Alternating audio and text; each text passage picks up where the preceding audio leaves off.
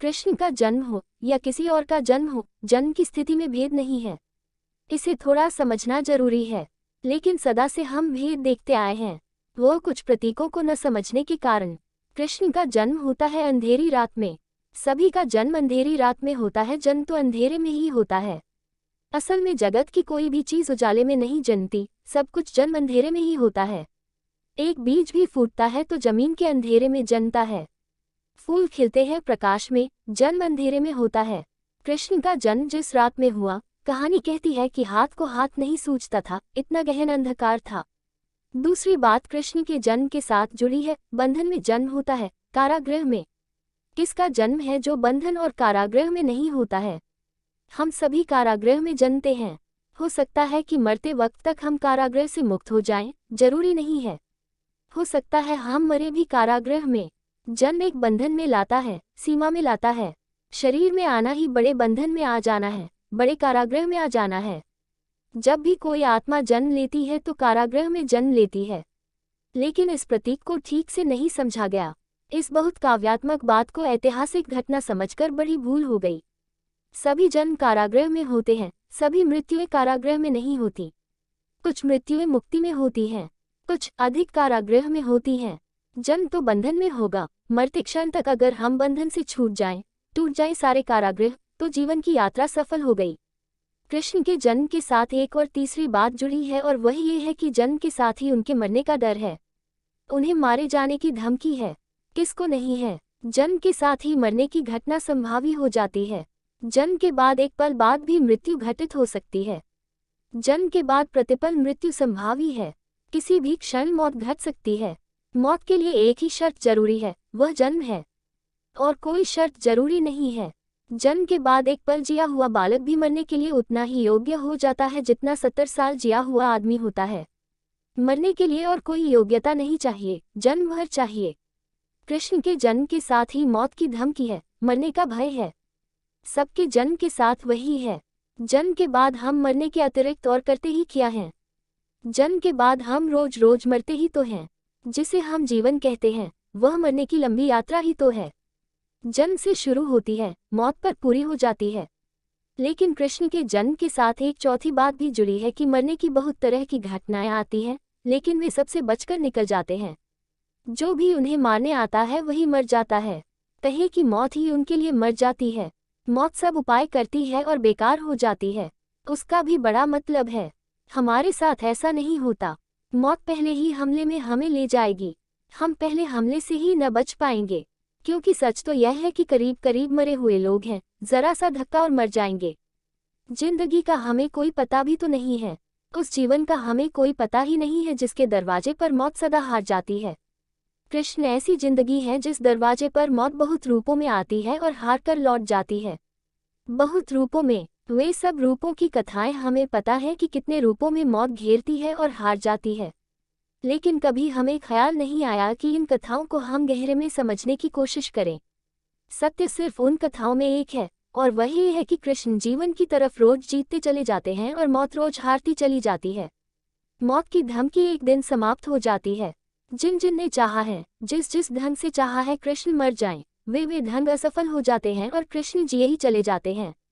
इसका मतलब है मौत पर जीवन की जीत। लेकिन ये बातें इतनी सीधी, जैसा मैं कह रहा हूँ, कहीं नहीं गई हैं। इतने सीधे कहने का पुराने आदमी के पास उपाय नहीं था।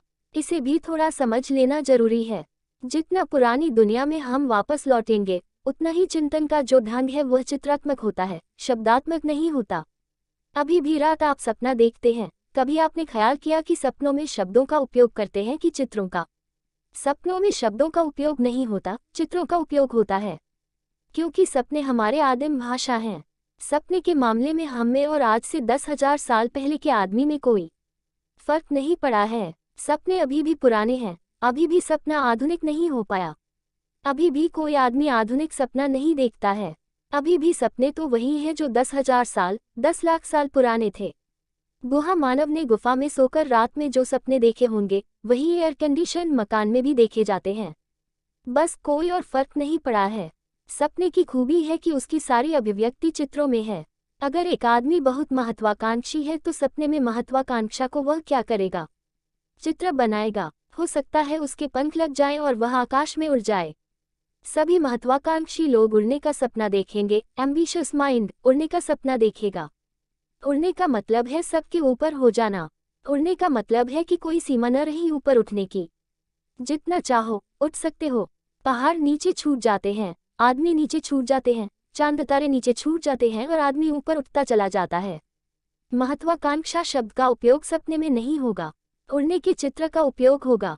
इसलिए तो हम अपने सपने समझने में असमर्थ हो गए हैं, क्योंकि दिन में हम जो भाषा बोलते हैं वह शब्दों की है, रात जो सपना देखते हैं वह चित्रों का है। दिन में जो भाषा बोलते हैं वह 20वीं सदी की है, रात जो सपना देखते हैं वह आदिम है। इन दोनों के बीच लाखों साल का फासला है। इसलिए सपना क्या कहता है ये हम नहीं समझ पाते। जितना पुरानी दुनिया में हम लौटेंगे, और कृष्ण बहुत पुराने हैं, इस अर्थों में पुराने हैं कि आदमी जब चिंतन शुरू कर रहा है, आदमी जब सोच रहा है जगत और जीवन के बाबत, अभी जब शब्द नहीं बने हैं और जब प्रतीकों में, चित्रों में सारा का सारा कहा जाता है और समझा जाता है, तब कृष्ण के जीवन की घटनाएं लिखी गई हैं। उन घटनाओं को डिकोड करना पड़ता है, उन घटनाओं को चित्रों से तोड़कर शब्दों में लाना पड़ता है। इसलिए ध्यान रहे कि क्राइस्ट का जीवन भी करीब करीब कृष्ण जैसा ही शुरू होता है, उसमें बहुत फर्क नहीं है। इसलिए बहुत लोगों को यहाँ तक भ्रम पैदा हो गया था, अभी भी कुछ लोगों को है, कि क्राइस्ट हुए ही नहीं, ये कृष्ण की ही कथा है जो यात्रा करके और जेरूसलम तक पहुँच गई है। क्योंकि जन्म की कथा में बड़ा साम्य है। अंधेरी रात में मृत्यु के भय से घिरे हुए जीसस का जन्म होता है। यहाँ कंस धमकी दे रहा है कृष्ण की मृत्यु की, वहाँ हेरोद सम्राट जीसस को हत्या की धमकी दे रहा है। यहाँ कंस ने बच्चे कटवा डाले हैं कि उसका मारने वाला पैदा न हो जाए, वहाँ हेरोद ने बच्चे कटवा डाले हैं कि उसका मारने वाला पैदा न हो जाए। नहीं, लेकिन कृष्ण की कहानी क्राइस्ट की कहानी नहीं है। जीसस अलग ही व्यक्ति है, अलग ही उनकी यात्रा है, लेकिन प्रतीक दोनों समान हैं। और प्रतीक इसलिए दोनों समान है कि प्रिमिटिव माइंड एकदम समान होता है। यह आपसे कहने जैसी बात है कि चाहे अंग्रेज सपना देखे और चाहे चीनी सपना देखे और चाहे जापानी सपना देखे, सपने की भाषा एक है। हमारी बोलने की भाषाएं अलग हैं, मिथ पुराण की भाषा एक है। तो जो प्रतीक पुराने मन में उठे थे कृष्ण के जन्म के साथ जुड़ गए, वही प्रतीक जीसस के जन्म के साथ जुड़ गए। लेकिन यह एक व्यक्ति होने का भ्रम और एक कारण से पैदा हुआ कि जीसस का नाम तो जीसस है, लेकिन बाद में उनके साथ जुड़ गया क्राइस्ट। क्राइस्ट शब्द को कृष्ण शब्द का रूपांतर माना जा सकता है। जीसस तो अलग व्यक्ति हैं, लेकिन इस बात की संभावना है कि कृष्ण शब्द यात्रा करते करते क्राइस्ट हो गया हो, क्योंकि जीसस की क्राइस्ट एक पदवी है, जैसे कि वर्धमान की पदवी महावीर है। वर्धमान घर का नाम है, बाद में जब वे ज्ञान को उपलब्ध हो गए तो महावीर नाम हो गया। बुद्ध घर का नाम नहीं है, गौतम सिद्धार्थ घर का नाम है। जब वे ज्ञान को उपलब्ध हुए तो बुद्ध हो गए। जीसस घर का नाम है, जब वे ज्ञान को उपलब्ध हुए तो क्राइस्ट हो गए। अब ये क्राइस्ट शब्द हो सकता है कि कृष्ण से ही गया हो, इसमें बहुत कठिनाई नहीं है, ये कहा जा सकता है। लेकिन जीसस का व्यक्तित्व अलग व्यक्तित्व है। जन्म की घटनाओं में जरूर तालमेल है, दो व्यक्ति हैं, वे एक नहीं हैं। जन्म की घटनाओं का तालमेल एक ही व्यक्ति के जन्म के कारण नहीं है। जन्म की घटनाओं का तालमेल एक ही तरह के अचेतन मन में पैदा हुए प्रतीकों का है। और कृष्ण शब्द को भी थोड़ा समझना जरूरी है। कृष्ण शब्द का अर्थ होता है कशिश का केंद्र। कृष्ण शब्द का अर्थ होता है जो आकृष्ट करे, जो आकर्षित करे, सेंटर ऑफ ग्रेविटेशन, कशिश का केंद्र। कृष्ण शब्द का अर्थ होता है जिस पर सारी चीजें खींचती हों, जो चुंबक का काम करे। प्रत्येक व्यक्ति का जन्म एक अर्थ में कृष्ण का जन्म है, क्योंकि हमारे भीतर जो आत्मा है वह कशिश का केंद्र है, वह सेंटर ऑफ ग्रेविटेशन है जिस पर सब चीजें खींचती हैं और आकृष्ट होती हैं। शरीर खींचकर उसके आसपास निर्मित होता है, परिवार खींचकर उसके आसपास निर्मित होता है, समाज खींचकर उसके आसपास निर्मित होता है, जगत खींचकर उसके आसपास निर्मित होता है। वह जो हमारे भीतर कृष्ण का केंद्र है, आकर्षण का जो गहरा बिंदु है, उसके आसपास सब घटित होता है।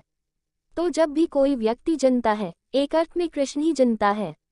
वह जो बिंदु है आत्मा का, आकर्षण का, वह जन्मता है और उसके बाद सब चीजें उसके आसपास निर्मित होनी शुरू होती हैं।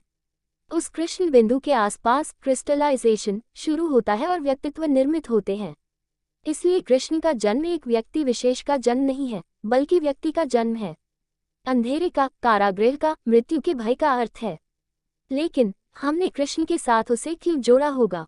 मैं यह नहीं कह रहा हूँ कि जो कृष्ण की जिंदगी में घटना घटी होगी कारागृह में, वह नहीं घटी है।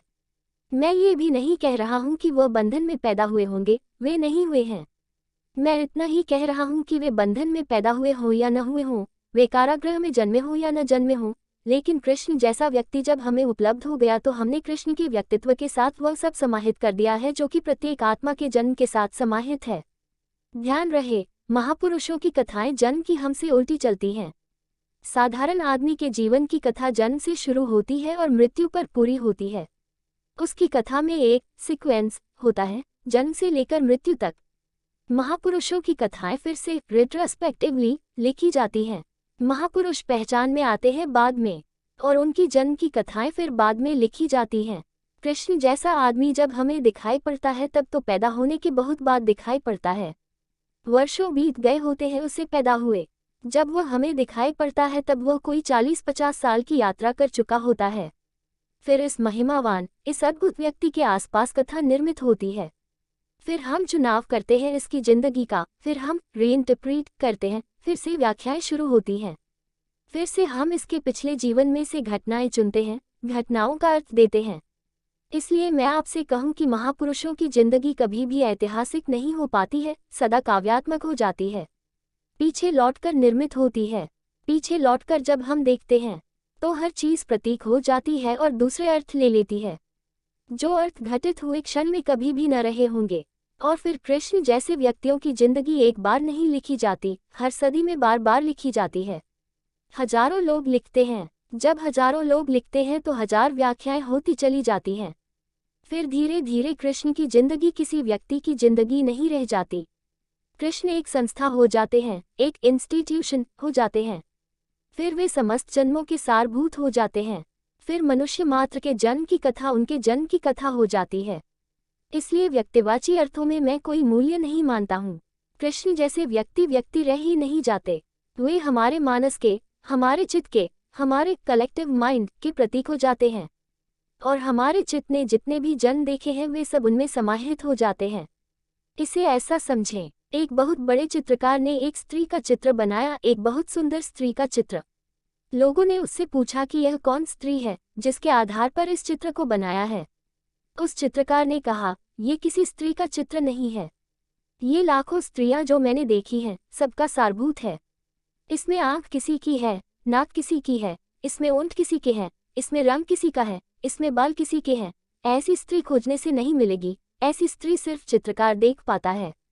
और इसलिए चित्रकार की स्त्री पर बहुत भरोसा मत करना, उसको खोजने मत निकल जाना, क्योंकि जो मिलेगी वह नहीं मिलेगी, साधारण स्त्री मिलेगी। इसलिए दुनिया बहुत कठिनाई में पड़ जाती है, क्योंकि हम जिन स्त्रियों को खोजने जाते हैं वे कहीं हैं नहीं, वे चित्रकारों की स्त्रियां हैं, कवियों की स्त्रियां हैं, वे हजारों स्त्रियों का सारभूत हैं। वे इत्र हैं हजारों स्त्रियों का, वे कहीं मिलने वाली नहीं हैं। वे हजारों स्त्रियां मिलजुल कर एक हो गई हैं, वो हजारों स्त्रियों के बीच में से खोजी गई धुन है। तो जब कृष्ण जैसा व्यक्ति पैदा होता है तो लाखों जन्मों में जो पाया गया है उस सबका सारभूत उसमें समा जाता है। इसलिए उसे व्यक्तिवाची मत मानना, वह व्यक्तिवाची है भी नहीं। इसलिए अगर उसे कोई इतिहास में खोज करने जाएगा तो शायद कहीं भी न पाए। कृष्ण मनुष्य मात्र के जन्म के प्रतीक बन जाते हैं, एक विशेष मनुष्यता के, जो इस देश में पैदा हुई। इस देश की मनुष्यता ने जो अनुभव किया है वह उनमें समा जाता है। जीसस में समा जाता है किसी और देश का अनुभव, वह सब समाहित हो जाता है। हम अपने जन्म के साथ जन्मते हैं और अपनी मृत्यु के साथ मर जाते हैं। कृष्ण के प्रतीक में तो जुड़ता ही चला जाता है, अनंत काल तक जुड़ता चला जाता है। उस जोड़ में कभी कोई बाधा नहीं आती।